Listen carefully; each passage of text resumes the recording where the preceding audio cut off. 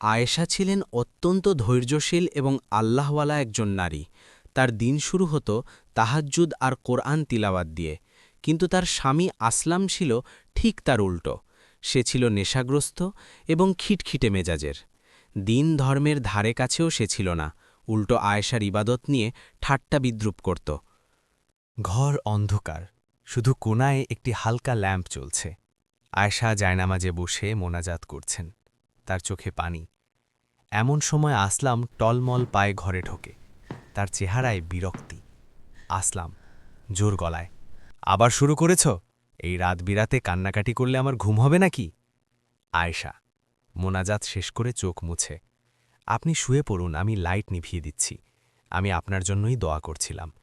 আসলাম উপহাসের হাসি দিয়ে, আমার জন্য? আরে এই সেজদা দিয়ে কিচ্ছু হবে না। আমি যেমন আছি তেমনই থাকব। তোমার আল্লাহ কি তোমার কথা শোনে?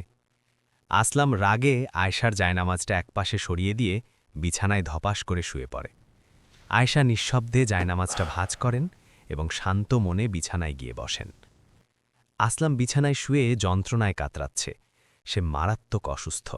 ঘরে কোনো বন্ধুবান্ধব নেই।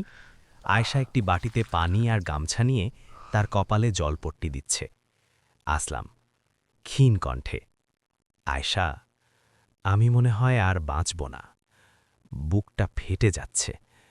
আমার সেই বন্ধুদের ফোন করো তো, ওরা কোথায়? আয়েশা, আমি সবাইকে খবর দিয়েছি, কিন্তু কেউ আসেনি। আপনি চিন্তা করবেন না, আল্লাহ ভরসা, আমি আছি তো আপনার পাশে। আসলাম কান্না ভেজা গলায়, আমি তোমার সাথে কত খারাপ ব্যবহার করেছি। তোমার জায়নামাজ টেনে ফেলে দিয়েছি, অথচ আজ শুধু তুমি আমার পাশে। কেন আয়েশা?